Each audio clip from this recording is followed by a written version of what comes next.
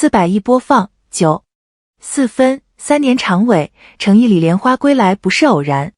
先说结论，这部剧能等3年，不是观众的耐心熬出来的，是这群人主动留出来的。下面我证明给你看。2026年3月，莲花楼2正式官宣开机。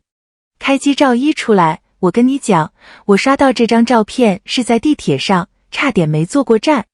你看这张照片啊，诚意一袭青衫，手里那盏熟悉的莲花灯，眉眼之间的神采，跟3年前那个病恹恹随时油尽灯枯的李莲花，完全是2个状态，但又是同一个人。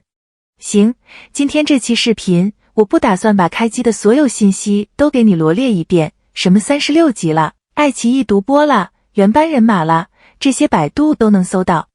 今天我只想聊一件事，就是这部剧凭什么能等3年，以及更重要的，诚意这3年里到底做对了什么，让李莲蓬这个新身份能这么自然地落到他身上。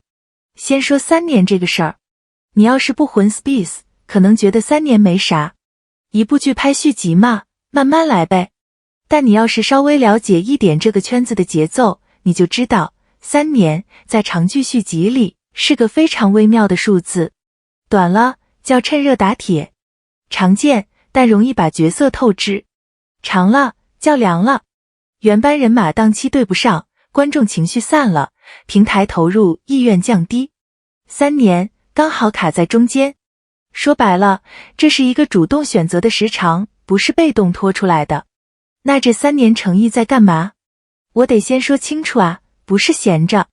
他这3年其实有别的项目，有别的角色，但他没有用最快速度把下一个李莲花找出来，这是我特别想强调的一点。我寻思啊，搁现在这个行业，一个演了爆款的演员，最容易掉进去的坑是什么？是赶紧再演一个类似的，趁热度还在，把李莲花复制一遍。短期看 KPI 漂亮，热度续上；长期看你把自己框死了。诚意没这么干。我读到这里的时候，说实话，我愣了好几秒，因为如果一个演员真的把角色生命力看得比热度密度重，他走的路径就会跟流量打法完全不一样。这就是为什么我说3年不是等出来的，是留出来的。他给李莲花留了一个回来的位置。老粉应该懂我在说什么，咱们追剧追演员追了这么多年，看过太多演完就丢的例子了。这种愿意养角色的演员真的不多。当然，这个判断是我自己的解读啊，我没拿到第一手资料，凭印象说别太当真。但你把他的项目时间线拉出来看，你会发现这个节奏不像偶然，走的是大棋，这棋盘比1-2个项目大得多。OK， 说回这个事儿，第二层我想聊的是原班人马这个事儿。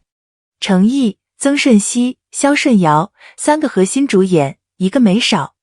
陈都灵也回来了，虽然身份变了，从乔婉冕变成了男印遗孤。导演郭虎、任海涛，总编剧刘芳，幕后全员归位。这事儿明摆着能凑齐本身就是新闻。为什么？因为在 Space 续集换主演是常态，凑齐是反常态。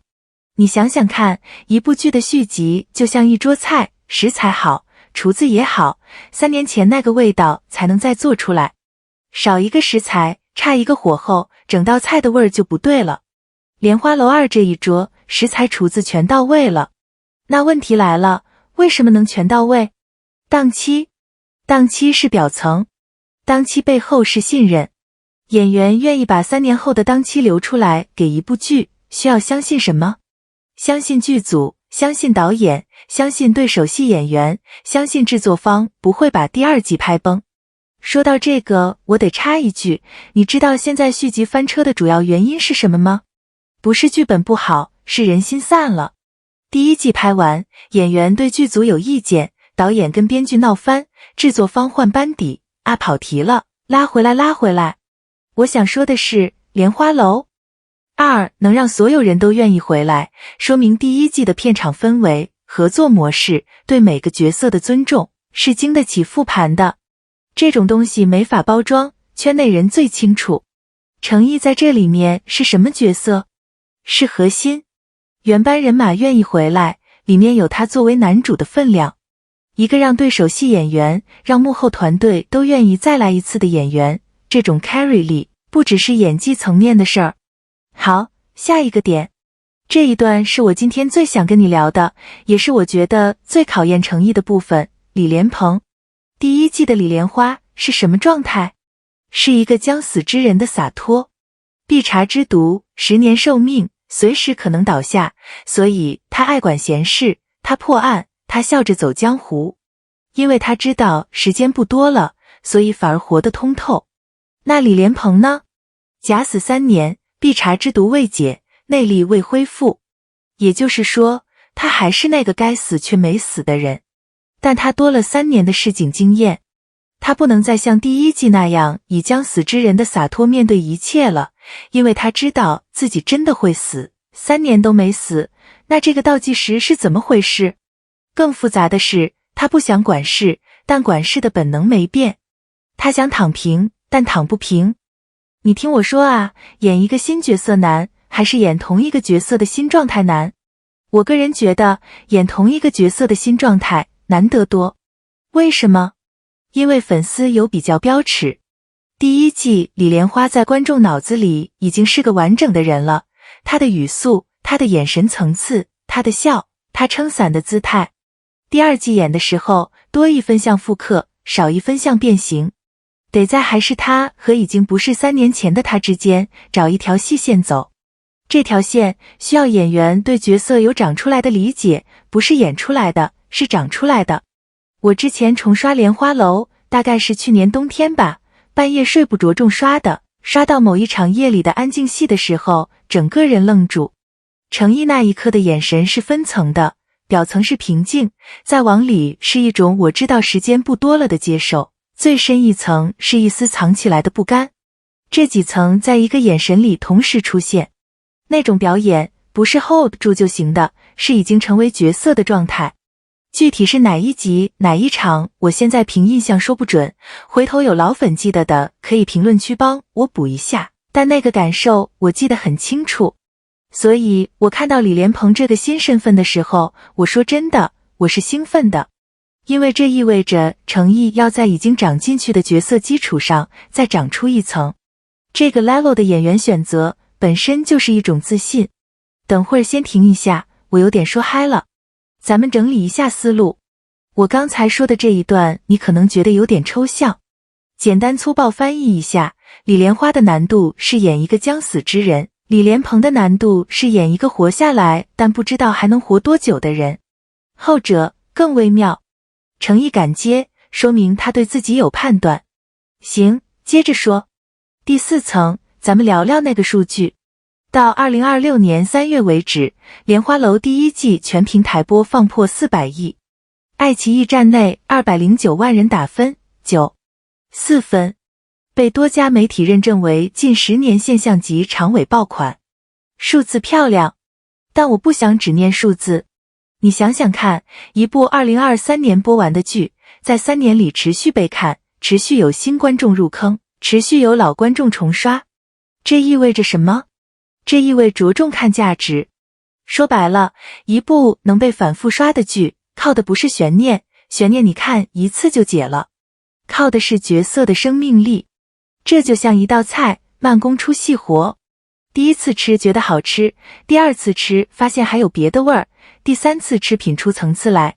李莲花是这种角色，能让人3年里反复回来看的，是他这个人，不是那些案子。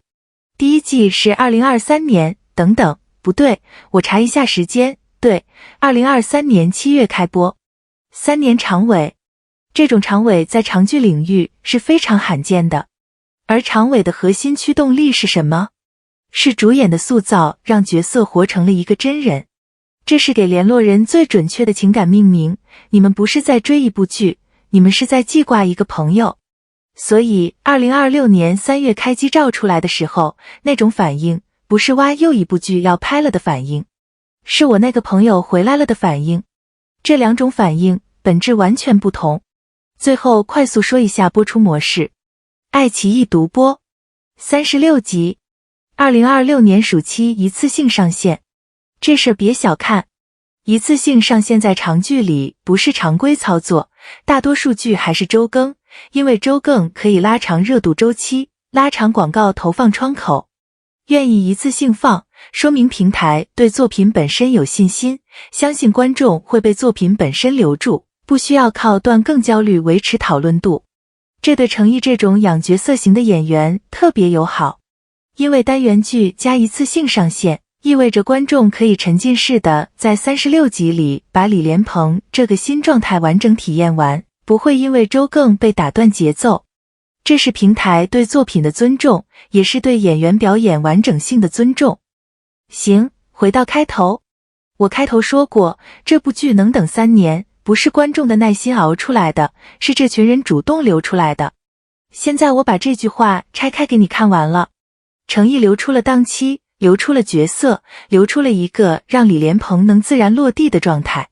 原班人马留出了信任，平台留出了对作品的耐心。三方都没有用最快的方式变现这部剧的热度，所以他才有机会以最完整的样子回来。懂他的人都知道，这3年没有白等。老粉应该懂我今天在说什么。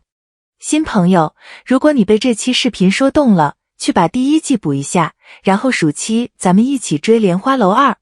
评论区告诉我，你最期待李莲鹏在第2季里的哪一场戏？我先说我的，我最期待他第一次在镜子前看到自己真的还活着的那一瞬间。那个表情，我等了3年。